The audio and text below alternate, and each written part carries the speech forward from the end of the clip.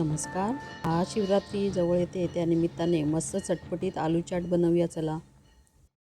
यासाठी आपण 3 मध्यम आकाराचे बटाटे स्वच्छ धुवून कुकरला वाफवून घेत आहोत. आता या बटाट्यांची साल काढून त्याचे तुकडे करून घेऊया.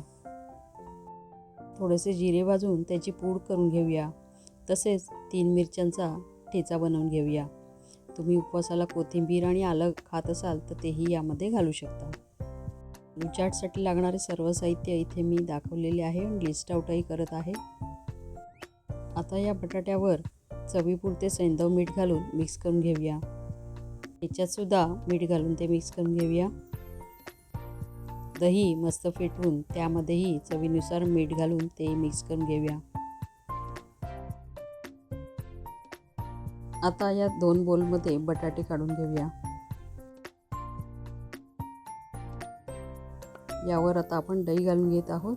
तुमच्या आवडीप्रमाणे तुम्ही सर्व पदार्थांचे प्रमाण कमी जास्त करू शकता. आता यावर जिरेपूड, गोड आंबट चटणी, ठेचा हे सर्व घालून घेऊया.